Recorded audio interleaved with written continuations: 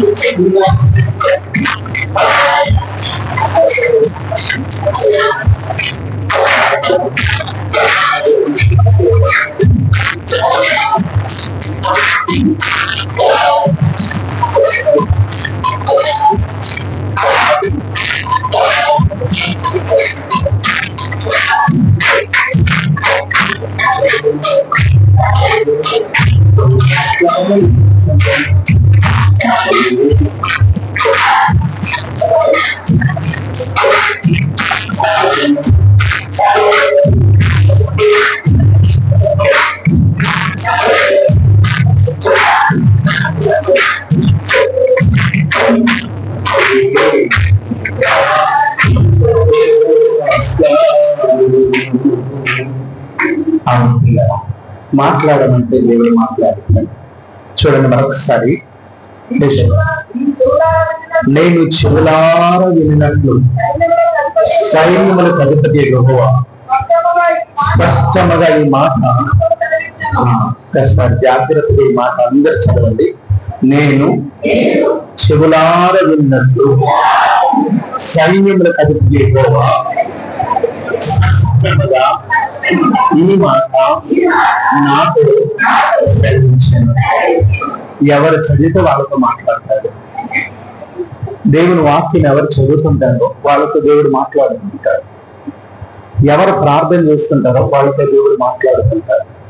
ఎవరు సహవాసానికి వస్తుంటారో వాళ్ళతో దేవుడు మాట్లాడుతూ ఉంటారు. దేవుడు మాట్లాడేది ఏంటి? చాలా విధాలు. అందులో ప్రాముఖ్యమైనవి 3. ఒకటి, ఆయనతో సహవాసం చేసే వాళ్ళతో మాట్లాడతారు. దేవునితో సహవాసం చేయకుండా ప్రభువా నాతో నువ్వు మాట్లాడంటే మాట్లాడతారు, కానీ నీకు కనబడదు. ఎందుకంటే నీ సహవాసం లోకంతో సహవాసం చేసినప్పుడు దేవుడి మాటలు నీకు ఎలా వినబడతాయి? అది వినబడడం కష్టం. కాకపోతే నీకు ఫీల్ అయిపోతుంటావు దేవుడు నాతో మాట్లాడుతున్నాడు. చాలా మంది ఫీలింగ్ ఏంటంటే నాతో దేవుడు మాట్లాడేస్తున్నాడు. లోకం ఉన్నంత వరకు దేవుడు మాట నీకు వినబడదు. లోకము నీలో ఉన్నంత వరకు దేవుడి మాట నీకు వినబడదు. వినబడినా లోకము కప్పివేస్తాడు. నీలో ఉన్న లోకము నేను కప్పివేస్తాడు. నీలో ఉన్న ప్రపంచము యేసయ్య మాటను కప్పివేస్తాడు. ఇప్పుడు లైట్ వెలుగుతుంది, దాని మీద ఒక గుడ్డ మూత ఇస్తాం అనుకోండి, ఆ వెలుగు మనలోకి రా. ఆ వెలుగు మనలోకి రమ్మన్నారా? అదేంటండి లైట్ ఇస్తాం కదండి వెలుగు ఎందుకు రాలేదంటే దాని మూతపడుందయ్యా. నీలో కూడా దేవుని మాట మీద రావాలంటే నీలో మూత అనేది ఉండకూడదు. తెరవబడిన హృదయం అయి ఉండాలి. తెరిచే జీవితం అయి ఉండాలి. మన బ్రతుకు దేవుడు తెరిచే దానిగా ఉండాలి. మన బ్రతుకులో ఎప్పుడు చూడండి, ఒక మాట మీకు చెప్తాను. మీ సెల్ ఫోన్ ఎవరికైనా ఇవ్వగలరా? ఇవ్వలేరు. ఎందుకు ఇవ్వలేరు చెప్పండి? చాలా సీక్రెట్లో ఉంటాయి. మన సెల్ ఫోన్ మన ఇంట్లోకి ఇవ్వము. భార్య ఫోన్ భర్త చూడలేడు, భర్త ఫోన్ భార్య చూడలేదు. పిల్లల ఫోన్ తల్లిదండ్రులు వాళ్ళ ఫోన్ నాకు ఎందుకులేండి అంటారు. అలా కానీ ఒకవేళ తెరిచి ఊరుకుంటుందా చెప్పండి? మీ పిల్లల ఫోన్ తెరిచి ఊరుకుంటారా? ఊరుకోరు. ఎందుకు ఊరుకోరు తెలుసండి? వాళ్ళకు సీక్రెట్లు ఉంటాయి. దేవుడి దగ్గర మన సీక్రెట్ ఉండకూడదు. మన ఓపెన్ హార్ట్ అయి ఉండాలి. తెరిచే పుస్తకం మనది, తెరిచే జీవితం. దేవుడి దగ్గరికి 10 మందికి మనం తెరిచే పుస్తకం అయి ఉండాలి. 10 మందికి మనం ఓపెన్ గా ఉండాలి. క్రీస్తు హృదయంకి ఎవరైతే ఉంటారో ఓపెన్ హార్ట్ లో ఉంటారు. క్రీస్తు లేని వాడు ఎప్పుడు కూడా అండి ఓపెన్ హార్ట్ ఉండదు. Cunning mind. ఎంతసేపు కన్నింగ్ మైండ్. కన్నింగ్ మైండ్ అంటే అర్థం తెలుసా? అండ్ ఎప్పుడు కూడా ఒకటి బయటికి మాట్లాడుతాడు, ఒకటి లోపల దాచుకుంటాడు. ఈ కన్నింగ్ మైండ్ ఎవరికి ఉంటుందంటే క్రీస్తు లేని వారికి. క్రీస్తు ఉన్న వారికి ఓపెన్ హార్ట్, ఎప్పుడు ఓపెన్ గా ఉంటాడు. మనం ఎప్పుడు కూడా దేవుని దగ్గర ఎలా ఉండాలా? ఓపెన్ గా ఉండాలి. ఏది దాచుకునే వారిగా ఉండకూడదు. ఒకవేళ దాచుకుంటే నీకు నీవే దేవుడిని కార్యాన్ని జరిగించాడు. దేవుని దగ్గర దాచుకున్నవానికి ఏదైనా మనసులో నా బాధ నేనే పడుతున్నాను, నీ బాధ నిన్నే కాల్చేస్తుంది. కాబట్టి నీ ప్రతీదీ దేవునికి ఓపెన్ అయ్యి ఉండాలి. ప్రభు సన్నిధిలో ఓపెన్ గా నువ్వు బ్రతకాలి. ప్రభు సన్నిధిలో ఎప్పుడు కూడా హార్ట్ఫుల్గా ఆరాధన చేయాలి. ప్రభు సన్నిధిలో ఎప్పుడు హార్ట్ఫుల్గా పాట పాడాలి. ప్రభు సన్నిధిలో హార్ట్ఫుల్గా ఎప్పుడు వాక్యం చెప్పాలి. ప్రభు సన్నిధిలో ఎప్పుడు హృదయపూర్వకంగా వాక్యాన్ని వినాలి. హృదయపూర్వకంగా వినాలి, హృదయపూర్వకంగా జీవించాలి. అంటే మనం పాట కూడా దేవుడు చెప్పిన మాట ప్రకారమే చేస్తాం. యేసయ్య 2 ఆజ్ఞలో మొదటి ఆజ్ఞ అదే, నీ పూర్ణ హృదయంతో, నీ పూర్ణ బలముతో, నీ పూర్ణ శక్తితో, నీ పూర్ణ మనస్సుతో, నీ పూర్ణ ఆత్మతో. పూర్ణ బలము, పూర్ణ శక్తి, పూర్ణ ఆత్మ, పూర్ణ బలము, పూర్ణ మహిమ, అంత పూర్ణమై ఉండాలి, సంపూర్ణము. ఎందుకంటే నేను సకమ దేవుడిని కాదు, సంపూర్ణమైన దేవుడు. నేను ఎలాంటి వాడును? సంపూర్ణమైన దేవుడు, సత్య సంపూర్ణుడు, సత్య స్వరూపుడు. 7 చెప్పాను మీకు. ఏంటి? మొదటిది ఏంటి? ప్రేమ స్వరూపుడు. 2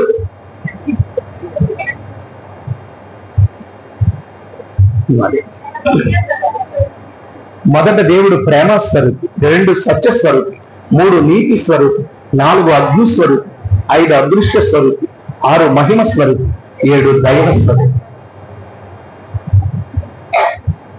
మనము హార్ట్ఫుల్ గా ఉండాలి. అందరికీ దేవుడికి ఏ పని చేసినా హృదయపూర్వకంగా చేయాలి. దేవుడి దగ్గరికి వచ్చేవాడు హృదయపూర్వకంగా రావాలి. ఆరాధించేవాడు హృదయపూర్వకంగా ఆరాధించాలి. స్తుతించేవాడు దేవుడిని హృదయపూర్వకంగా స్తుతించాలి. వాక్యం చదివేవాడు దేవుడి హృదయపూర్వకంగా చదవాలి. వాక్యం వినేవాడు హృదయపూర్వకంగా వినాలి. దేవుని పని ఏది చేసినా హృదయపూర్వకంగా చేయాలి. అలాగే మనం బయట ఉన్నప్పుడు కూడా హృదయపూర్వకంగా ఉండాలి. సగం హృదయంతో ఉండకూడదు. దేవుని సన్నిధిలోకి వచ్చావంటే నువ్వు పూర్తి హృదయంతో దేవుని సన్నిధిలో ఉండాలి. దేవుని సన్నిధిలో దేవునికి స్తోత్రం, హల్లెలూయా. అందుకని మనం పాట కూడా అదే పాడుతుంది. ఏమండి? నా పూర్ణ మనసుతో ఆరాధిస్తాను. నా పూర్ణ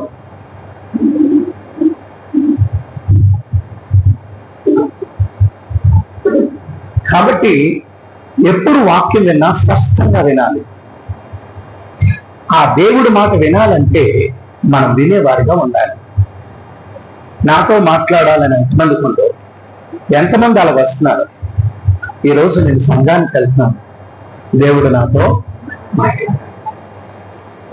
ఈరోజు నేను సన్నిధికి వెళ్తున్నాను, దేవుడు నన్ను ఈరోజు నడిపించాడు. ఈరోజు మందిరంలో కూర్చుంటున్నాను, దేవుడు నా హృదయాన్ని ఒక్క మాట ద్వారా, ఒక్క మాట ద్వారా నా బ్రతుకును మార్చాలి అని హృదయపూర్వకంగా మందిరానికి రావాలి. అప్పుడు దేవుడు నీతో మాట్లాడే ప్రతి మాట నీ గుండెల్లో, నీ కొట్లో నిధులుగా ఉండిపోతాయి. చూసారా? రైతు మా చిన్నప్పుడు మా నాన్నగారు పంట పండించి చెరుకు కానీ బెల్లం కానీ లేకపోతే ఏదైనా క్రొస్తలు ఆడిన తర్వాత ఆ బెల్లమని తీసుకొచ్చి కొట్లో దాసేవారు. మిగతా అన్ని గడ్డిలాగా బయట వదిలేవారు కాదు. గడ్డిని బయట వదిలేస్తారు, ధాన్యమన్నీ కొట్లో పోస్తారు. అలాగే దేవుని సన్నిధికి వస్తే వేస్ట్ అంతా బయటను వదలాలి. శ్రేష్టమైన మన కొట్లో దాచుకోవాలి. మన హృదయం అనే కొట్లో దాచుకోవాలి. శ్రేష్టమైన బయట ఉన్న అల్లరి చిల్లరవన్నీ ఆ బయట వదిలేయాలి. మందిరానికి వచ్చిన మనం ఏం చేస్తామంటే గడ్డి లోపలేసి శ్రేష్టమైన బయటనే వేస్తాం. ఒక ముని ఉన్నాడు అంట, వశిష్ఠ. ఆ ముని యొక్క భార్య అంట ఏది చెప్పినా ఏం చేసేదంట? వ్యతిరేకంగా చేసింది. అమ్మా, ఈరోజు మన ఇంటికి చుట్టాలు వస్తారు, ఇల్లంతా నీట్గా ఉండమంటే బయట చెత్తాను తీసి ఇంట్లో వేసేది. అప్పటి నుంచి కొన్ని రోజులకు అలవాటు అయిపోయిందట ఆయనకి. ఓ ఇదేం చేస్తుంది, రివర్స్ గా చేస్తుంది కాబట్టి ఆయన కూడా రివర్స్ గా చెప్పడం మొదలు పెట్టాడు. ఈరోజు మన ఇంటికి చుట్టాలు ఎవరు రారు, అంతా చిందర వందర కొండాలంటే నీట్ గా తుడిచేవారు. ఈరోజు మన ఇంటికి చుట్టాలు రారు, వంట చేయకు అన్నాడు. ఆ రోజే బకెట్లు గొడవ పెట్టేసాడు. అంటే ఆయనకి తెలిసిపోయింది ఏంటి, రివర్స్ గా మాట్లాడాలి. దేవుడు కూడా కొన్ని రోజులకి నీకు రివర్స్ అయిపోతాడు. నువ్వు దేవుడి మాట వినకపోతే నువ్వు ఎలా వింటున్నావో అలా నీ తావులోకి వచ్చి నేను తీసుకొస్తాడు. దేవుడు ఎప్పుడు విడిచిపెట్టేవాడు, మంచిగా చెప్తాడు. ఆ మంచి మాట నువ్వు వినలేదు అనుకో, ఒకరోజు నీ తావులోకి వస్తాడు. నీ త్రోవలోకి వచ్చి తన తావులోకి లాక్కొస్తాడు. కాబట్టి నేను చెవులార విన్నట్లు, ఎలా విన్నట్లు, చెవులారా నేను స్పష్టంగా విన్నట్టు. దేవుడి మాటలు స్పష్టంగా ఉంటాయి. అది చెవులార వినాలి, చెవులార విన్నట్లు. నాన్న చివరికి వెళ్ళొద్దు, కనబడరు మీరు నాకు. ఆ చివరి ఎవరున్నారో వాళ్ళందరికి లోపలికి వచ్చేమనండి. ఆ చివరి ఎవరున్నా, నాకు కనబడకుండా ఎవరున్నా, కనబడిన వాళ్ళు మాత్రం అక్కడ కూర్చోండి. దేవుని కృప అయితే అదంతా కట్టేద్దాం అనుకుంటున్నాను. ఆ రూమ్ పెట్టేసి కనిపించిన వాళ్ళు మాత్రమే ఉంచుదాం అనుకుంటున్నాను. ఎందుకంటే కనబడకుండా అక్కడ సెల్ ఫోన్లు ఆడుకుంటున్నారు. ఆ ఆడుకోవడం బట్టి వాళ్ళ జీవితాల్లోకి వాళ్ళే బాధ తెచ్చుకుంటున్నారు. దేవుని సన్నిధికి వచ్చుకోవడం. లోపల ఖాళీగా ఉందా గారి కుర్చీలను వచ్చేయాలి. దేవునికి స్తోత్రం. హల్లెలూయా, హల్లెలూయా, హల్లెలూయా. రెండు చేతులు పైకెత్తాలి. ఇంటి దగ్గర మర్చిపోయారా? పోన్లే, టిఫిన్ చేసినప్పుడు అక్కడ వదిలేసి ఉంటాడు. రైట్. దేవుడు నేను చెవులార విన్నట్లు సైన్యములకు అధిపతి యెహోవా. ఎవరైనా సైన్యానికి అధిపతి అయినటువంటి, సైన్యాధిపతి కాదు, సైన్యములకు అధిపతి. సైన్యాధిపతి ఒక్కడే ఉంటాడు. భారతదేశానికి ఒక సైన్యాధిపతి ఉంటాడు, రష్యాకు ఒక సైన్యాధిపతి ఉంటాడు, అమెరికాకు ఒక సైన్యాధిపతి ఉంటాడు. వీళ్ళందరికీ అధిపతి అయినటువంటి వాడు. ఈ భూమి మీద ఎన్ని సైన్యాలు ఉన్నాయో అన్ని సైన్యాలకి అధిపతి. ఈ లోకం భారతదేశ సైన్యాధికారి, ఈ సైన్యమే భారతదేశ సైన్యాధికారి మాట వింటారు. అమెరికా సైన్యాధికారి, అమెరికా దేశ సైన్యమే ఆయన మాట వింటారు. భారతదేశ సైన్యం ఆయన మాట వినదు. కానీ నా యేసయ్య మాట ఏ దేశంలో ఉన్న సైన్యాలు కూడా వింటారు. రెండవది ఏంటో తెలుసా, మనుషులకు సైన్యాధిపతి, మనుషులే వింటారు మాట. కుక్కలు వింటాయా? వినవు. కుక్కలకు కూడా ఒక సైన్యం ఉందండి, నక్కలకు కూడా ఒక సైన్యం ఉందండి, స్త్రీలకు కూడా ఒక సైన్యం ఉందండి, దోమలకు కూడా ఒక సైన్యం ఉందండి, పురుగులకు ఒక సైన్యం ఉందండి. అని చెప్పిన దేవుడు అంటాడు, మీరు ఎప్పుడైనా నా మాట వినకపోతే నా సైన్యాన్ని మీ ఇంటికి పంపిస్తాను. ఆ మిడతలు వచ్చి మీ పంటనంతా తినేస్తాయి. మిడతలను మా సైన్యం. యోవేలు గ్రంథంలో అంటారు, మీరు నా మాట వినకపోతే నా సైన్యం వచ్చి మీ పంటనంతా నాశనం చేస్తారు. మీరు నా మాట విని ఉపవాసం ఉండి ప్రార్థన చేస్తే, నాకు అనుకూలంగా మీరు నడిస్తే, నా సైన్యము తినివేసిన పంట అంతా మరలా మీకు నేను ఇస్తాను. ఎంత గొప్ప దేవుడు. మన ఇంట్లో బొద్దింకలు కూడా దేవుని సైన్యమే. మీ ఇంటికి బొద్దింకలు ఎక్కువ పడుతుంటాయా? Pest control కొడుతుంటాయి. చెద కూడా దేవుని సైన్యమే. మీ ఇల్లు దేవుని మాట వినకపోతే నీ ఇంటికి చెద పట్టేస్తుంది. మా ఊర్లో చిన్నప్పుడు అనేవారు, చెద పడితే దరిద్రం రా అని. చెద పడితే ఏంటి? దరిద్రం. నిజం. చెద అనుకుంటే మనము తడిగాడుల కథ పడుతున్నాను, కాదు దరిద్రం అని. మా ఇంటికి కూడా ఈ మధ్యన పట్టేసింది. ఎంత గోకినా అది బయటకు రాదు. ఎన్ని పెస్ట్ కంట్రోల్ కొట్టినది పోవట్లేదు.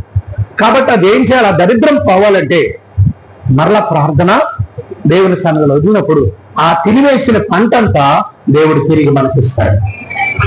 రైట్. సైన్యములకు అధిపతి యెహోవా ఎలా మాట్లాడతాడట? స్పష్టంగా. చెప్పండి, స్పష్టంగా. ఎలాగా అని చెప్పిన బైబిల్ వాక్యం చదివినా బోధించిన clear and loud and clear. బోధించేవాడు కూడా గట్టిగా మాట్లాడాలా, క్లియర్ గా మాట్లాడాలి. ఆ గట్టిగా మాట్లాడింది వినబడకపోతే అది వ్యర్థం. దేవుని వాక్యాన్ని బోధించేవాడు కూడా clear and loud and clear. వాక్యం దగ్గరగా ఉండాలా, అది ఎట్ ద సేమ్ టైం స్పష్టంగా ఉండాలి. నువ్వు ఆడే మాట ప్రజలకు వినబడాలి. నువ్వు ఆడే మాట నీలో గొనుక్కుంటే అది ప్రజలకు అర్థమవుతుంది. కాబట్టి ప్రార్థన చేసినా స్పష్టంగా ప్రార్థన చేయి. దేవుడి దగ్గర ప్రార్థన చేసినప్పుడు నీకు స్పష్టంగా ఏం కావాలో అది అడుగు. నాకు ఇదిగో ఇది కావాలి నెల స్పష్టంగా అడుగు. ఏ కలర్ కావాలో కలర్ అడుగు, ఏ బండి కావాలో బండి అడుగు, ఏ కారు కావాలో కారు అడుగు, ఎలాంటి ఇల్లు కావాలో అలాంటి ఇల్లు అడుగు. స్పష్టంగా అడుగు. దేవా నువ్వు ఏది ఇచ్చినా పర్లేదు ప్రభా అని అనుకో. చాలా మంది ఇదే గొప్ప ఏంటంటే దేవుడి చిత్తంలో ఉన్నామండి, ఆయన ఏది ఇస్తే తీసుకుంటాం. కానీ మనసులో ఒకటి ఉంటుంది. ఆ జరిగిన తర్వాత ఆడపిల్ల ఇచ్చాడా మగపిల్లాడు అనుకున్నానే, ముందు ఏమన్నా నువ్వు అమ్మా ఏం కావాలంటే ఏమి ఇచ్చినా పర్లేదు పాస్టర్ గారు దేవుడు చెప్తాను కదా. లోపల మాత్రం ఉంటది ఏంటి, గట్టిగా చెప్పాలా మగపిల్లడే కావాలని. వేరే చూస్తే నువ్వు అన్నావు కదా ఏమి ఇచ్చినా పర్లేదు, నా కూతురు ఒప్పుకుంటుందని దేవుడు పరీక్ష ఏం చేస్తాడు, ఆడపిల్లడు అడిచినప్పుడు నువ్వేమంటావు, ఆడపిల్ల ఇచ్చాడు నాకు. అంచేతనే ముందే దేవుడి దగ్గర ఏం చేయాలంట, స్పష్టంగా చెప్పాలి ప్రభా నాకు ఇది కావాలి. మీ పిల్లలు బజారుకి వెళ్ళినప్పుడు మీరేమంటారు, మీ పిల్లలు ఏదైతే ఏమడుగుతారు, స్పష్టంగా అదే నాకు కావాలమ్మా, నూడిల్సే కావాలంటే నూడిల్సే ఇస్తారు కదా, అది బాబు చెడిపోద్దనే ఇస్తారు. కానీ మీరు స్పష్టంగా అడగడం నేర్చుకోవాలి. దేవుడి దగ్గర ఎవరైనా సరే స్పష్టంగా అడగాలి, ఏది కావాలంటే నాకు ఇలా ఉండాలి, నా ఇల్లు ఎలా ఉండాలి ప్రభా, నాకు వచ్చే భార్య ఎలా ఉండాలి, నాకు వచ్చే భర్త ఎలా ఉండాలి, నాకు పుట్టే బిడ్డలు ఇలా ఉండాలి, నా కుటుంబం ఎలా ఉండాలి ప్రభా, ఎలా ఉండాలి అని నువ్వు ఒక దేవుడికి ఒక డిజైన్ చేసి దేవుడు చేయలేక కాదు, మనకు దేవుడు కోరుకుంటున్నాడు నీ లైఫ్ ఎలా ఉండాలి, నన్ను అడుగు నేను అది స్థిరపరుస్తా. నువ్వు స్పష్టంగా చెప్పట్లేదు, ఏమి ఇస్తారు కొంత నువ్వు వెళ్ళే 1000 రూపాయలు ఒప్పుకోరు, 1000 రూపాయలు అడిగితే ఎవరేమని కొంత అప్పుడు ఇవ్వండి అని ఎంత వాళ్ళ చెప్పామంటే ఎంతో కొంత మీకు ఎంత ప్రేరేపిస్తా అన్నారు అనుకోండి, ఆడికి రూపాయి ప్రేరేపిస్తుంది. చాలా నీకు మనసులో చెప్పాలా, నాకు ఎంతైతే అవసరం తీరుతుంది కదా, నాకు ఒక 10,000 అయితే అవసరం తీరుతుంది, 1,00,000 రూపాయలు అయితే నా అప్పులన్నీ తీరుతాయి, ఒక 10 లక్షలు అయితే నా అప్పులన్నీ తీరుతాయి. నువ్వు అడగడం తప్పు కాదు, అడుగు, దేవుడు ఇచ్చేవాడే అన్నాడు. ఆమేన్.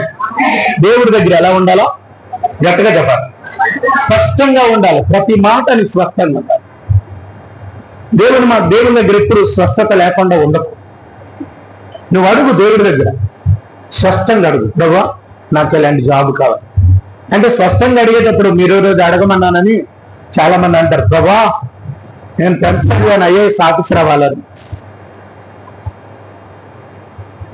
10th చదివాను ఐఏఎస్ ఆఫీసర్ అడగడానికే నాకు కోరిక ఉండాలి కదండి. ఐఏఎస్ ఆఫీసర్ అవ్వాలంటే ఎలాగా, నువ్వు చదువుతుండగా నేను 10th క్లాస్లో ఉన్నావు, కానీ నేను ఐఏఎస్ అవ్వాలని కోరితే ఒకరోజు ఐఏఎస్ తీసుకెళ్తాను. 50 సంవత్సరాలు ముద్దుకని చేసుకొని 10th క్లాస్ ఉండి నేను ఐఏఎస్ అవ్వాలంటే 10th ఆపేసావు, ఇంకా ఐఏఎస్ అవ్వాలంటే ఎలాగా? చేయలేడా చేయగలడా? మీరు చెప్పాలి గట్టిగా, చేయగలడా లేదా? చేయగలడా లేదు? చేయగలడని వాళ్ళు చేయొద్దండి. నేను ఎంత ముసలివాడినైనా 10th క్లాస్ ఆపేసిన ఐఏఎస్ కావాలంటే చేయగలడు అన్నవారు చేయొద్దండి. ఎవరు లేదా? చేయగలరు. చేయలేడు అన్నోళ్ళు నువ్వు మిగతా వల్ల లేకపోతే అటు ఇటు ఉన్నోళ్ళ మీరు ఏదో చెప్పాలా. చేయలేడు అన్నోళ్ళు చేయొద్దండి. చేయలేడు చేయలేడు అనే వాళ్ళు ఒకళ్ళు ఎత్తారు, ఒకళ్ళు ఇద్దరు చేయలేడు. ఓకే, దేవుడు చేయలేడు. దేవుడు చేయలేడా? అదే నేను అడుగుతాను, దేవుడు చేయగలడా? చేయలేడు.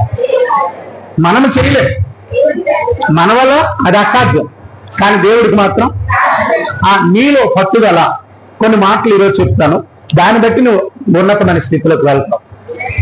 ఏ స్థితిలో ఉన్నా నీ స్థితిని మార్చగల సమర్థుడు. ఏ స్థితిలో ఉన్నా నీ స్థితిని మార్చగల సమర్థుడు. ఎగ్జాంపుల్, శారమ్మ గర్భం ఉడికిపోయింది, అబ్రహాం ముసలైపోయాడు, ఇంకా పిల్లలు పుట్టడం అసాధ్యం. కానీ 100 సంవత్సరాల్లో దేవుడు ఏమిచ్చాడు? పిల్లల్ని ఇచ్చాడు. ఇప్పుడు చేయగలడా చేయలేడా? గట్టిగా చెప్పాలి, గట్టిగా చెప్పాలి. చెయ్యాలంటే నీలో మూడు పనులు ఉండాలి. మొదటి పని చూద్దాం. మొదటి పని ఒకటి, పాడైపోయి కాకుండా నిత్యము నిలిచేది నువ్వు వెతకాలి. నిత్యము నిలిచేది ఏది? ఒక ఆయన ఒక రాజు దగ్గర ఒకడు పనిచేస్తున్నాడు. ఎప్పటి నుంచో మంత్రిగా పనిచేస్తున్నాడు. మంత్రిగా పనిచేస్తూ ఆడి మనసులో కోరుకుందండి, ఎప్పటికైనా నేనేమవ్వాలి? గట్టిగా చెప్పాలి, గట్టిగా. మీకు లేదా? ఎప్పటికైనా పాస్టర్ అవ్వాలని మీకు కోరిక లేదా? చాలా మందికి ఇందులో ఉంది. పాస్టర్ గారు రోజు బోధించడం, నేను కూడా ఎప్పుడో ఒక రోజు బోధిస్తాను. బోధించే కృప దేవుడు ఇస్తాడు. సో ఇక్కడ అవ్వకపోవచ్చు, నీకు ఎక్కడైనా ఇస్తాడు.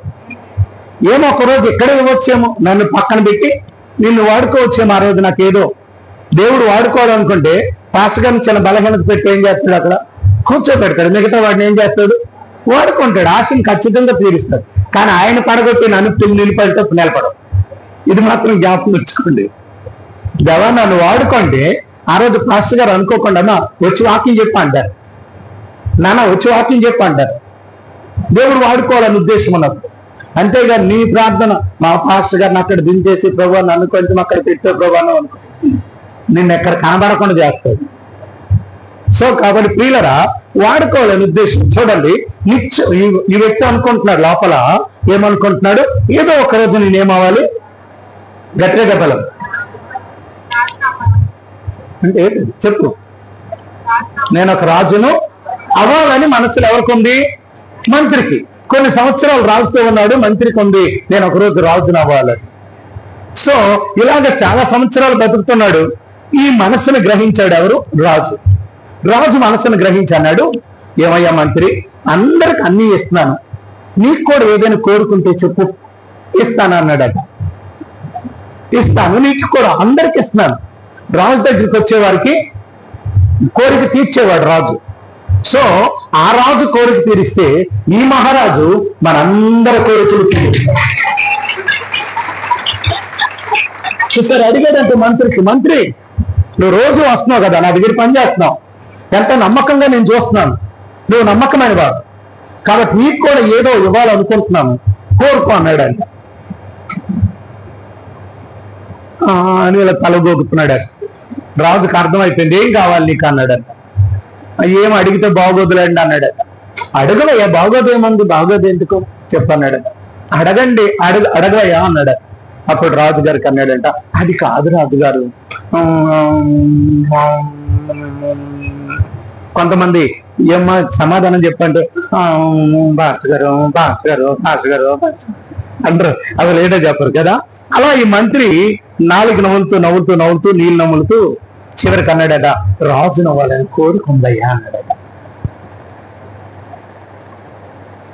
ఏమండి, ఈ లోకంలో ఎవరికైనా మన మాట అనుకుందా? ఇప్పుడు నేనే అన్నాను కదా, నా బదులు నువ్వు మాస్టర్ అవుతుంటే నాకు గొప్ప కోపం వస్తుంది మనిషికి ఇది. కానీ దేవుడు కట, అయ్యా నీ పక్కన నేను ఉంటానంటే ఆయన సమృద్ధిగా ఇష్టపడతాడు. ఎందుకంటే ఆయన ఉద్దేశం అది. ఎందుకంటే నా పిల్లలు ఎప్పుడు ఎలాగా ఉండిపోకూడదు, ఎలా ఉండాలో నా మాదిరి మారాలి. నాలాగా ఒక్కొక్కరు ఏం చేస్తామంటారు, ఆఖరిలో 1000 ఏళ్ల పరిపాలనలో నిజంగా బ్రతికిన వాడు ఒక్కొక్కడు ఒక రాజు అవుతాడు. ఒక్కొక్కడు ఒక రాజు, 1000 ఏళ్ల పరిపాలన బ్రతికిన వాడు. ఈ రోజు వరకు దేవునితో ఉండి దేవుడి కొరకు చనిపోయి దేవుడి కొరకే బ్రతికిన వాళ్ళు రేపు రాకడలో 1000 ఏళ్ల పరిపాలనలో మనందరికి ఒక్కొక్క రాజ్యాన్ని దేవుడు ఇస్తాడండి. ఇస్తాడు. మనమందరం ఏం చేస్తామట? పరిపాలన చేస్తాం. నీతి పరిపాలన, దేవునితో కలిసి పరిపాలన. దేవుడు మనకందరికీ చక్రవర్తి అయితే మనం ఆయన సామంత రాజులుగా పరిపాలన చేస్తామని. ఒక్కొక్క పట్టణాన్ని ఒక్కొక్కరికి అప్పచెప్తాడట, ఒక్కొక్క రాజ్యాన్ని ఒకరికి. ఇప్పుడు అన్యులు పరిపాలిస్తున్నారు, రేపు మనం పరిపాలిస్తామట. వాళ్ళు పరిపాలించి వాళ్ళంతా బాగా సంపాదిస్తారట. ఈరోజు వాళ్ళంతా సంపాదిస్తారు, రేపు దాన్ని ఏలుబడి చేసేది ఎవరట? దేవుని పిల్లలుగా మనకే దేవుడు అర్పిస్తున్నాడు. ఎందుకంటే ఈరోజు ఎంతమంది ఎన్ని కట్టుకుంటారు, ఎన్ని చేస్తారు, ఎంత గొప్ప గొప్ప కొనుక్కోమనండి, కానీ అవి నిత్యము నిలవవు. నిత్యము నిలిచేది, నిత్యము నిలబడేది, నిత్యము ఉండేది. చూసారా? కాబట్టి మీరు ఇప్పుడు బాధపడకండి, మాకు ఇది లేదు, మాకు అది లేదు, మాకు అవి లేవు, ఇవి లేదు. దేవుడిని అడగండి, దేవుడు ఇచ్చేవాడు అన్నాడు. ఎవరికి ఎన్ని ఇచ్చినా అంతకంటే గొప్పవి నీకు ఇస్తాడు.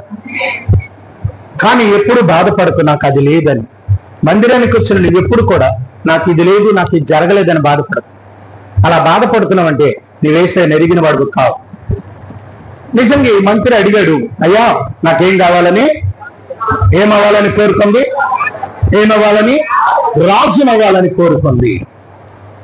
రాజునవ్వాలని కోరుకుంది.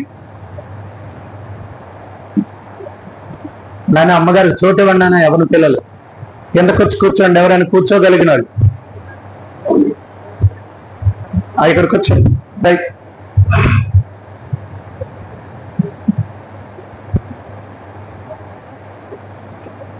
దేవునికి స్తోత్రం.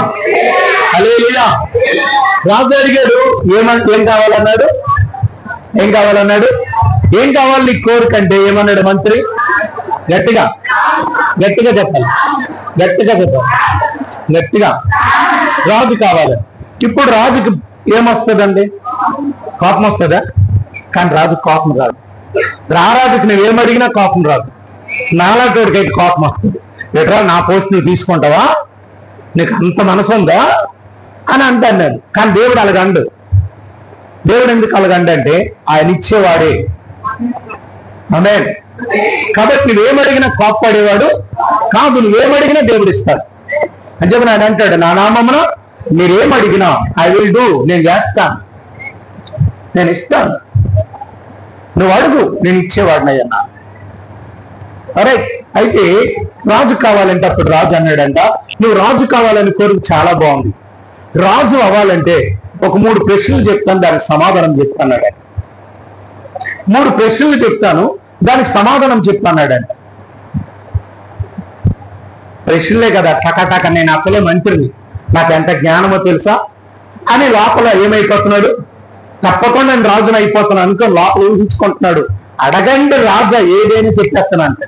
మీరు కూడా అప్పుడప్పుడు అంటూ ఉంటారు కదా, ఏదైనా అడగండి పాస్టర్ గారు చెప్పేస్తావు అక్కడ తప్ప. ఏది అడిగినా బైబిల్లో ఏది అడిగినా నేను చెప్పేస్తాను అంటారు మనం చాలాసార్లు. సో 3 ప్రశ్నలు. మొదటి ప్రశ్న, ఈ ప్రపంచంలో లేదా ఈ సృష్టిలో అబద్ధం ఏంటి? అన్నిటికంటే అబద్ధము ఏంటి? రెండవ ప్రశ్న, అన్నిటికంటే నిజమేది? మూడవ ప్రశ్న, నిత్యము నిలిచేదేది? ఈ 3 ప్రశ్నలు సమాధానం చెప్తున్నాడు.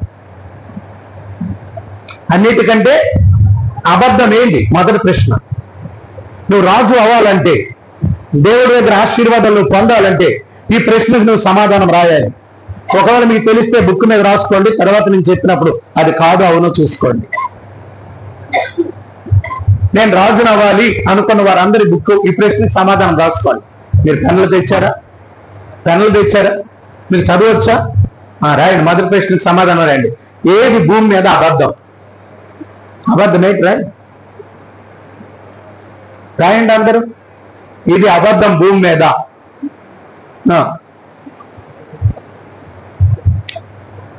రెండవ ప్రశ్న, ఏది నిజం భూమి మీద? మూడవ ప్రశ్న, ఏది నిత్యము నిలుస్తారు? రైట్. ఇంకా మంత్రి ఏం చేశాడు? దీని కొరకు సమాధానం కొరకు పరిగెత్తాడు. ఎక్కడ అడగాలి వెళ్ళాడు. టీచర్లను అడిగాడు, బోధకులను అడిగాడు, గొప్ప గొప్ప వాళ్ళందరూ ఫిలాసఫీలను అడిగాడు. ఏంటి చాలా మందిని అడుగుతున్నాడు, కానీ ఎవరు సమాధానము చెప్పలేకపోతున్నారు. ఏంటి అబద్ధం, ఏంటి నిజం, ఏంటి నిత్యం ఉంటుంది దీనికి తెలియట్లేదు. సో అందరిని అడుగుతున్నాడు. చాలా మంది పండితుల్ని, చాలా మంది గొప్పవాళ్ళని, బుక్కులన్నీ తిరిగేసిన వారిని, ప్రపంచంతా నూరేసిన వాళ్ళని, బుక్కులన్నీ నూరేస్తూ ఉంటారు, చాలా మంది నూరేసి మింగేస్తూ ఉంటారు. అలాంటి వాళ్ళని కూడా అడిగాడు, కానీ ఎవరు చెప్పలేకపోయారు. ఇంకా వెతకడం ప్రారంభించాడు. ఎక్కడ నాకు ఈ సమాధానము దొరుకుతుంది? వెతుకుతున్నాడు. చాలా దూరం వెళ్ళిపోయాడు. దూరం వెళ్ళిపోయినప్పుడు, చాలా దూరం వెళ్ళిపోయాడు. ఆ దూరం వెళ్ళిపోయినప్పుడు ఒక వ్యక్తి కనబడ్డాడు ఎదురుగా. ఒక వ్యక్తి కాషాయ వస్త్రములతో ఒక దగ్గర కూర్చొని ఈయన వెళ్ళిపోతుంటే ఈయన్ని పిలిచాడట. బాబు రా అన్నాడు. ఏమండి అన్నాడు. నువ్వు మంచి రాజు అవ్వాలని కోరిక నీకు ఉంది కదా అన్నాడు. అబ్బా, నా కోరిక నా లోపల ఉందంటే తెలిసినోడు ఈయన ఖచ్చితంగా ఈ ప్రశ్నలకు ఏం చేయగలడు, ఈయన సమాధానము చెప్పగలడు కదా. మనం కూడా మన ఇంటికి ఎవరైనా చమా మీ ఇంట్లో ఇది పోయింది కదా అని పోయినట్టు ఉంటే అది చెప్పినట్టు మనం ఏమనుకుంటాం, దేవుడు అండి వచ్చి చెప్పేస్తాడండి బాబు, ఖచ్చితంగా ఈయన ఏదైనా చెప్పేస్తాడు అనుకుంటాం. అలాగా అనుకున్నాడంటే దగ్గర ఖచ్చితంగా నాకేమొస్తుంది, సమాధానం వస్తుంది అని కూర్చొని బాగా అడుగుతున్నాడు. అయ్యా నిజమే, నేను రాజును అవ్వాలనుకున్నాను, కానీ మా రాజుగారు ఒక ప్రశ్న వేశారు, 3 ప్రశ్నలు ఇచ్చారు. ఆ 3 సమాధానం పట్టుకొని వస్తే నేను రాజు అవుతానని చెప్పాడయ్యా. ఏం ప్రశ్న? ఇదిగో అన్నిటికంటే అబద్ధమేంటి నాకు తెలుసు, నేను చెప్తానన్నాడు. అయితే నాకు ఒక ఆన్సర్ ఏమైపోయింది, దొరికిపోయింది. అంటే సగం రాజులు అయిపోయింది. రెండో ప్రశ్న ఏంటి? నిజమేది, భూమి మీద అన్నిటికంటే నిజం ఇది ఉంది నా దగ్గర ఆన్సర్ అన్నాడు. అయిపోయింది, ఇంకేమైపోయాను, సగం కుర్చీ నాకు వచ్చింది అని మనసులో అనుకుంటున్నాడు. మూడో ప్రశ్న నిత్యం ఉండేది, అది నాకు తెలుసు అన్నాడు. అయితే మరింకెందుకు, నేను రాజునే అయిపోయింది. చెప్పండి చెప్పండి గురువుగారు, గురుగారు చెప్పండి, గురువుగారు చెప్పండి, గురువుగారు చెప్పండి, గురువుగారు చెప్పండి, కాళ్ళయ్యాల పడి అడుగుతున్నాడట. ఆయన అన్నాడంట, చెప్తాను రాసుకో. మొదటిది ఏంటి అబద్ధం? ఏంటి అబద్ధం అంటే ఇప్పుడు నువ్వు చూస్తుందంతా ఇది అబద్ధం, ఇది చూస్తుందంతా అబద్ధం. ఏది ఇది నీతో రాదు. నువ్వు ఈరోజు ఏదైతే కళ్ళారా చూస్తున్నావో, ఏదైతే మనస్ఫూర్తిగా ప్రేమిస్తున్నావో, ఏదైతే దాన్ని పడి పడి పడి పడి పడి పడి సంపాదించుకోవాలని ప్రయత్నం చేస్తున్నావో అది అబద్ధం. నువ్వు గొప్పడు అవ్వాలని ఆడిపోరు ఈడిపోరు ఆడిపోరు ఆడికి మోసం చేసి ఈడికి మోసం చేసి గొప్పడు అవ్వాలనుకుంటున్నావో అది అబద్ధం.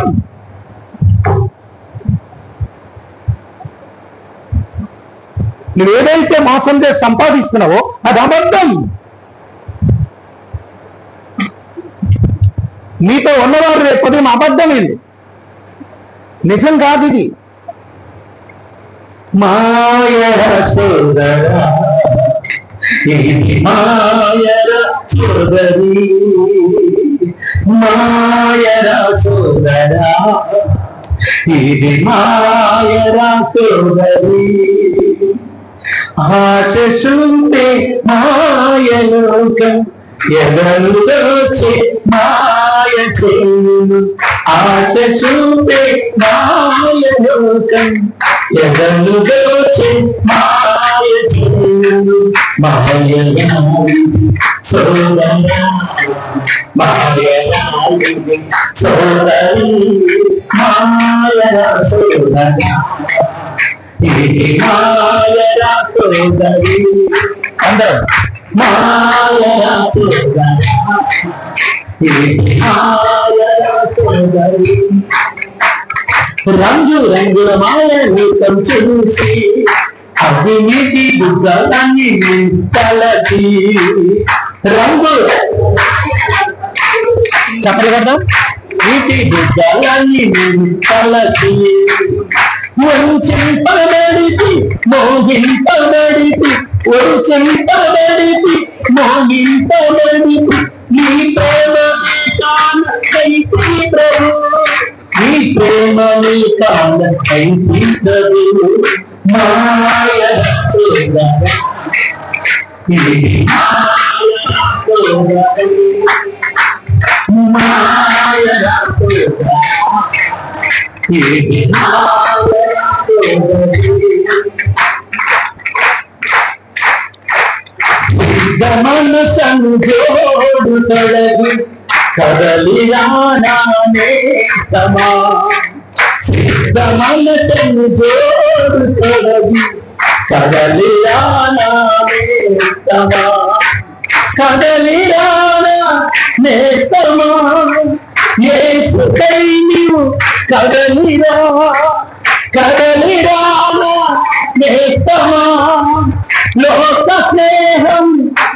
విడచిరా కదలిరానా నేస్తమా యేసుకై కదలిరానా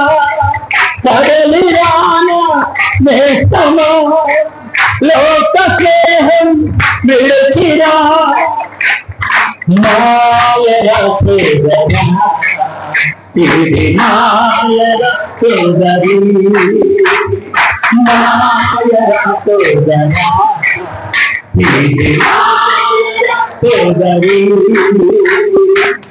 ఆశ చూపే మాయలోకం ఎదరు దోచే మాయ ఆశ చూపే మాయలోకం ఎదరు దోచే మాయ మాయరాయి సోదరా మాయరాయి సోదరి మాయరా సోదరా ఇది మాయరా సోదరి మాయరా సోదరా ఇది హల్లెలూయా. ఇదంతా అబద్ధం. మంచిది అక్కడ అంటాడు యెషయా గ్రంథము 5వ అధ్యాయం 9వ వచనం, నిజముగా గొప్పయు దివ్యమైనవైన ఇండ్లును అనేక నివాసములు లేక. ఒకరోజు ఇదంతా మాయా. చూసారా, కొన్ని పరిస్థితుల్లో మనం చిన్నప్పుడు చూస్తుంటాం, అక్కడికప్పటికప్పుడు పట్టణం ఏమైపోతుంటది, మాయ అయిపోతుంటది. మీకు తెలుసా, ప్రపంచంలో ఒక ఉన్నతమైన సంఘాన్ని కట్టాడు ఎవరు? సొలొమోను. సొలొమోను కట్టినటువంటి ఆ మందిరము ఈ రోజు వరకు భూమి మీద అటువంటి మందిరం ఎవరు కట్టలేదు. అంతా బంగారంతోనే కట్టాడు. దేవుణ్ణి అందులో ఉంచాలి, ఆ యెరూషలేము మందిరంలో ఉంచాలి. కానీ ఎప్పుడైతే ప్రజలు వ్యతిరేకమైపోయారో యెరూషలేము 70 సంవత్సరాల మట్టి దెబ్బ అయిపోయింది. మందిరము లేదు, మనుషులు లేరు, ఆ యెరూషలేము పట్టణం కూడా లేదు. అబద్ధం అనుకున్నాడు యెరూషలేముని. సొలొమోను అనుకున్నాడు, ఈ భూమికి ఆకాశానికి ఉన్నతమైన మందిరాన్ని కట్టేద్దామంటే. దేవుడు కట్టవలసింది మందిరం ఎక్కడో తెలుసా? నీ గుండె గుడిలో. నీ గుండె గుడిలో. మిగతా మందిరాలన్నీ అబద్ధాలు. ఇవి ఉన్నంత వరకే, తర్వాత ఇవి ఉండవు. ఈ శరీరం అబద్ధం. ఇది మనల్ని మాయ చేస్తుంది. ఈ శరీరం మాయ చేస్తుంది. ఏం చేస్తుంది తెలుసా? ఉన్నంత వరకు నాది, దీనికి ఎన్ని డబ్బులు ఖర్చు పెడుతున్నామో. ప్రపంచంలో ఎవరికి ఖర్చు పెట్టలేదు డబ్బు దేనికి ఖర్చు పెడుతున్నామండి? మన శరీరానికి. తిండికి బోల్డ్ ఖర్చు పెడుతున్నాం, తాగడానికి బోల్డ్ ఖర్చు పెడుతున్నాం. ఏంటి, మన వంటి నుండి కంపు రాకుండా ఉండడం కొరకు చాలా డబ్బులు ఖర్చు పెడుతున్నాం. మీరు ప్రతి పైసా కూడా దేనికి ఖర్చు పెడుతున్నారు? శరీరానికే. ఎందుకు? ఈ శరీరము బాగుంటుందని. కానీ ఎంతవరకు మహా బాగుంటుంది చెప్పండి? దేవుడిచ్చిన ఆయుష్ 80, 60, 70 సంవత్సరాలు. అధిక బలం ఉన్న ఎడలా 80 సంవత్సరాలు. ఒకవేళ 80 సంవత్సరాల తర్వాత ఉన్నా అది వేస్టే అని అంటున్నాడు బైబిల్.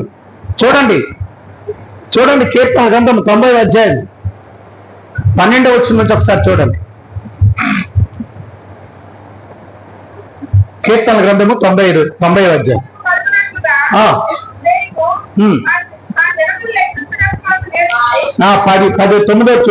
9.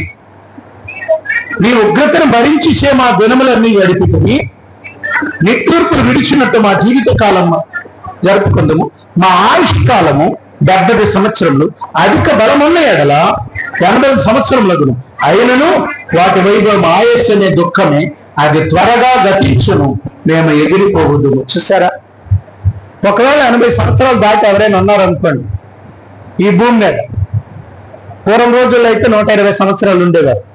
కానీ దేవుడు పాపం విస్తరించిన కొద్ది ఆయుష్ తగ్గిపోతుంది. భూమి మీద పాపం విస్తరిస్తున్న కొద్ది ఆయుష్ ఏమైపోతుంది? తగ్గిపోతుంది. ఆయుష్ తగ్గిపోవడానికి కారణం పాపం విస్తారం. ఇన్నాళ్ళు భూమి మీద ఏంటి 100 సంవత్సరాలు 900 పైచిలకు బ్రతికాడు ఎవడు? మెతుషల. మిగతా వాళ్ళందరూ 500, 600, 700, 900. ఆదాము బ్రతికాడు 900 పైన. నోవాహు బ్రతికాడు 600 పైన. తర్వాత కాలం వచ్చేసరికి పాపం ఎప్పుడైతే భూమి మీద విస్తరించిందో దేవుడు అప్పుడు అబ్రహాం వయసు వచ్చేసరికి, మోషే వయసు వచ్చేసరికి 120 సంవత్సరాల వయసు పెట్టాడు. మోషే కూడా 120 సంవత్సరాలు బ్రతికాడు. 120 సంవత్సరాలు బ్రతికాడు కానీ కాలు సత్తువ తగ్గలేదు, చూపు మందలు తగ్గలేదు. ఇప్పుడు 20 సంవత్సరాలకే పడిపోతున్నాయి. ఏంటి గట్టిగా చెప్పాలి? మామూలు అద్దాలు కదా, బోట అద్దాలు పడిపోతున్నాయి. ఎన్ని సంవత్సరాలకి? 20 సంవత్సరాలు. 60 వచ్చేసరికి మొన్న ఆయన దగ్గరికి వెళ్ళాను, మంచి సేవకుడు, నిజం. ఆయన 80 సంవత్సరాలైన కళ్ళు స్పెట్స్ లేకుండా చదివేస్తున్నాడు బయట. నాకు సిగ్గేసింది.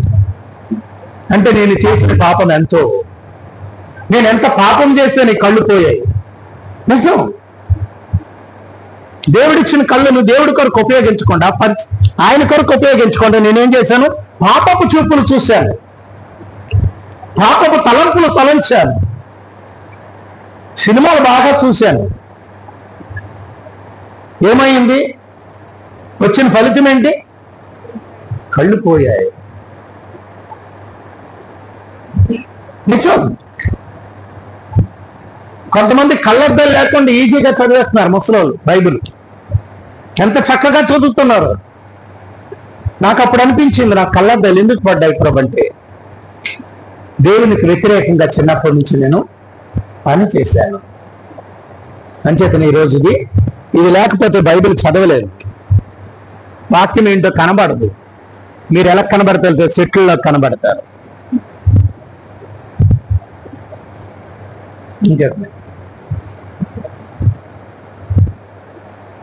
చూసారా?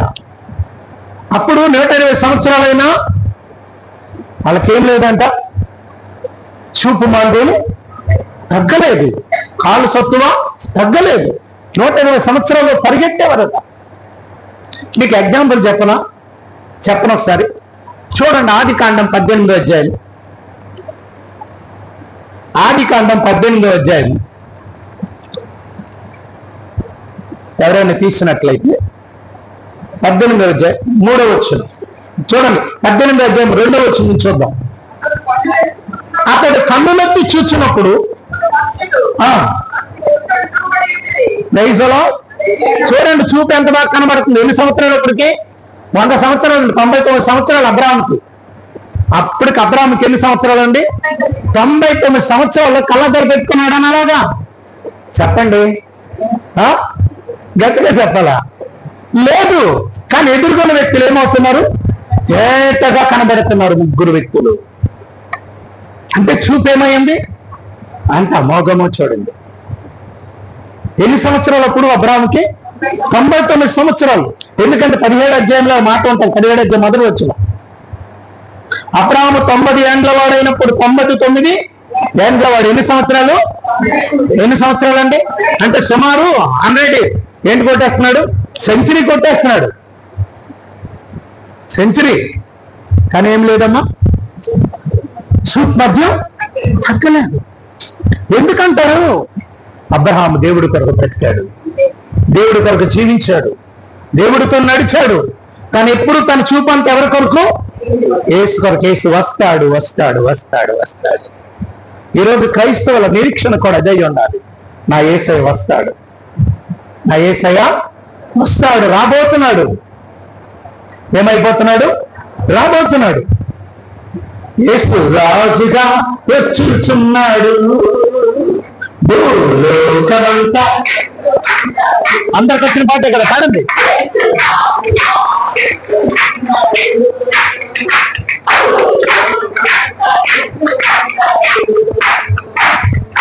రవి కోటి దేవుడు,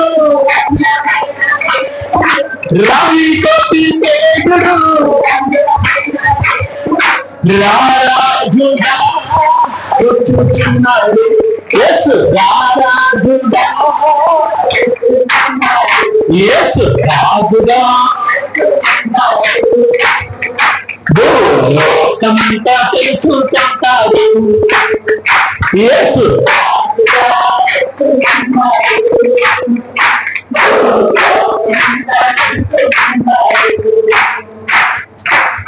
మేఘాలో పైన యేసు చూచున్నాడు పరిశుద్ధులందరినీ. మేఘాలో పైన యేసు చూచున్నాడు పరిశుద్ధులందరినీ తీసుకుపోతాడు.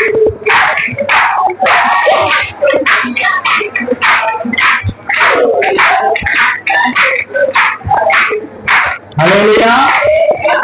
లోకమంతా శ్రమకాలం విడగొడుట బహుగాలం. పాస్టర్ గారు ఎలాగ పాడలేదు కదా, మన పాడేస్తారు. మంచిదే, దేవునికి స్తోత్రం. హల్లెలూయా. యేసు రాజుగా వచ్చిచున్నాడు. మన నిరీక్షణ మన ఏంటో తెలుసా? దేవుడు వస్తున్నాడు. దేవుడు ఏమవుతున్నాడు? అబ్రహాంకి కంటి చూపు కనబడడానికి కారణం దేవుడు వస్తాడు. నాకు పిలిచిన వాడు నమ్మదగిన వాడు. ఖచ్చితంగా నా దగ్గరికి ఈ రోజు నువ్వు దేవుడి మందిరానికి వచ్చావు, నీ దగ్గరికి దేవుడు ఖచ్చితంగా వస్తాడు. అబ్రహాం దగ్గరికి వచ్చిన దేవుడు నీ దగ్గరికి కూడా వచ్చి నిలబడ్డాడు. నిలబడినప్పుడు అబ్రహాం చూడగలిగాడు. నువ్వు చూడగలుగుతున్నావా? అబ్రహాం చూడగలిగాడు, తన ఎదురుగా నిలబడిన దేవుణ్ణి చూడగలిగాడు. ఈరోజు మందిరానికి వచ్చిన నువ్వు వేసేది చూడగలుగుతున్నావా? చూడలేకపోయిన కన్నులు మనకున్నాయి కన్నులు, కానీ చూడట్లేదు. మరి ఆ కన్నులు ఉండి అబద్ధమే కదా? అది అబద్ధమా నిజమా? చెప్పండి. కన్నులుండి చూడలేకపోతే అది అబద్ధమే కదా? అబద్ధమా కాదా? గట్టిగా చెప్పండి. నాకు కళ్ళు ఉన్నాయి అంటున్నాను, కానీ చూడలేని కళ్ళు. కానీ అబ్రహాం కళ్ళు దేవుణ్ణి చూశాయి. ఈరోజు మనం కూడా దేవుణ్ణి చూడాలి. ఇంకా చూడండి. అబ్రహాం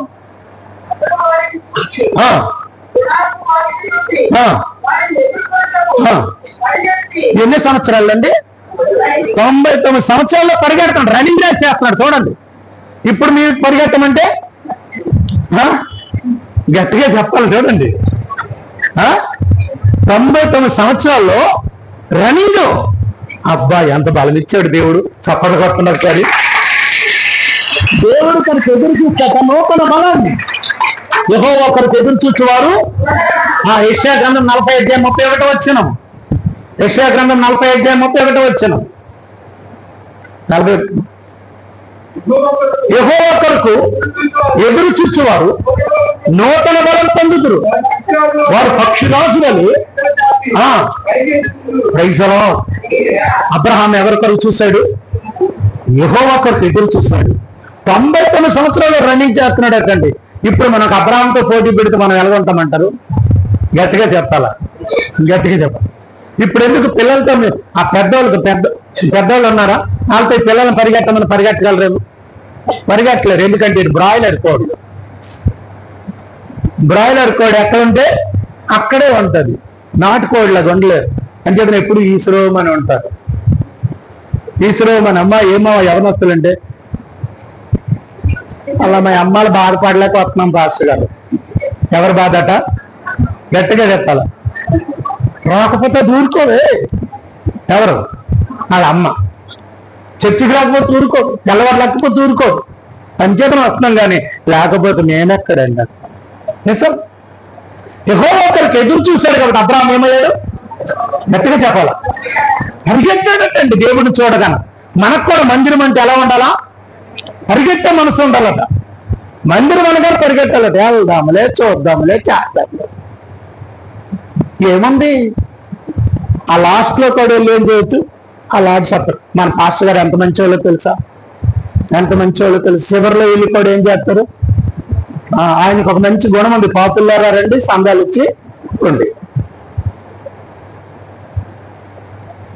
పరిగెట్టాలంటే మందిరం అంటే, దేవుని సన్నిధి అంటే పరిగెట్టే మనసు ఉండాలి. ప్రభు మందిరం అంటే పరిగెట్టే మనసు ఉండాలి. ప్రభు కొరకు పరిగెట్టే మనసు ఉండాలి. ప్రభు కొరకు పరిగెట్టాలి. పరిగెట్టు, పరిగెట్టు, పరిగెట్టు. ప్రభు పని అంటే పరిగెట్టు. ఆరాధన అంటే పరిగెట్టు. వాక్యం అంటే పరిగెట్టు. సహవాసం అంటే పరిగెట్టు. ఎంత లోయలైనా, కొండలైనా, ఎలాంటి పరిస్థితి అయినా, ఎలాంటి అడ్డులైనా ఏవి నిన్ను ఆపజాలవు, ఎందుకంటే నేను నీకు తోడుగా ఉన్నాను. ఆయన అంటాడు యెషయా గ్రంథం 43వ అధ్యాయం 2వ వచనం, నువ్వు జలములలో దాటినప్పుడు నేను నీకు తోడై ఉంటాను, ఆ నదుల్లో వెళ్ళినప్పుడు అవి నీ మీద పొర్లి పారవు, నువ్వు అగ్ని మధ్య నడిచినను అవి కాలిపోవు, జ్వాలలు నిన్ను కాల్చవు. యెహోవాకు నేను నీ దేవుడును, ఇశ్రాయేలు పరిశుద్ధ దేవుడు నేనే నిన్ను రక్షించేవాడు. నేను నీ దేవుడును, నీ దేవుడు బలవంతుడు, శక్తివంతుడు, ఆశీర్వాదానికి కర్త. నువ్వు దేవుడి మందిరానికి పరిగెట్టు, దేవుని సన్నిధికి పరిగెట్టు, దేవుని పని అంటే పరిగెట్టు, దేవుని ఆరాధన అంటే పరిగెట్టు. పట్టమని 13 సంవత్సరాలే ముసలాడు అయిపోయావు. పట్టమని 13 సంవత్సరాలు రాలేదు, ముసలిదానం అయిపోయావు. దేవుడి మందిరం అంటే ఇంట్రెస్ట్ లేదు, పరిగెట్టలేకపోతున్నావు, నడవలేకపోతున్నావు దేవుని మందిరానికి. పరిగెట్టు. అబ్రహాం ఎన్నో సంవత్సరాలు పరిగెడుతున్నాడు ఎవరిని ఎదుర్కోవడానికి? గట్టిగా చెప్పాలా? అటువంటి మనసు నీకుందా? అటువంటి నీ మనసు నీకుంటే